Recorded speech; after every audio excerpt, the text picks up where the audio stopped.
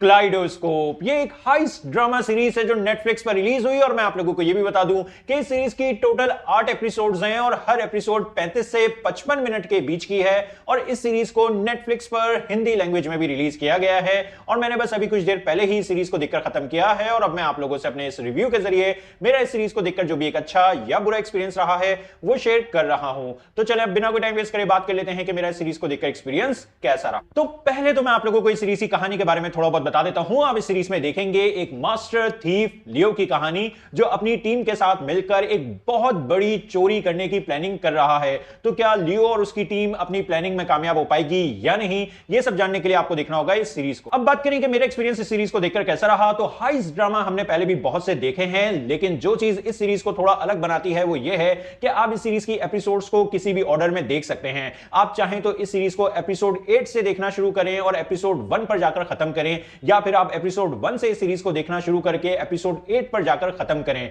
अगर मैं अपनी बात करूं तो मैंने भी इस सीरीज को एपिसोड 1 से ही देखना शुरू किया और एपिसोड 8 पर जाकर खत्म किया है। और मैं आप लोगों को भी यही सजेस्ट करूंगा कि आप इस सीरीज को एपिसोड 1 से देखना शुरू कीजिए और कंटिन्यू एपिसोड 6 तक देखें। और एपिसोड 6 देखने के बाद आपने एपिसोड 7 नहीं देखनी है, आप डायरेक्ट एपिसोड 8 को पहले देखें और फिर एपिसोड 7 को देखें। क्योंकि अगर आप एपिसोड 8 से इस सीरीज को देखते हुए एपिसोड 1 तक जाएंगे तो फिर आप कुछ इंपॉर्टेंट कैरेक्टर्स के साथ कुछ बुरा होते हुए बहुत पहले ही देख लेंगे और उससे होगा यह कि आप पर वो इमोशनल इंपैक्ट क्रिएट नहीं हो पाएगा जो होना चाहिए था।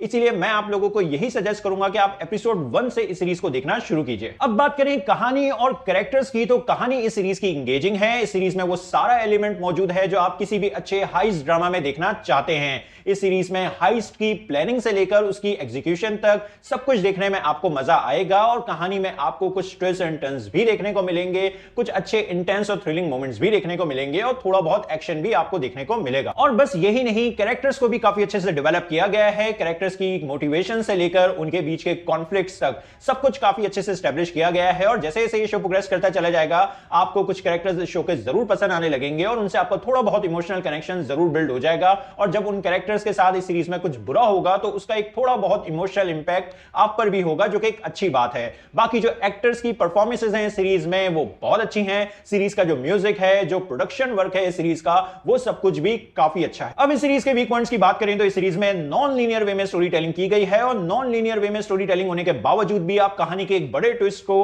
काफी पहले प्रेडिक्ट कर लेंगे अगर आप एक प्रो ऑडियंस हैं तो।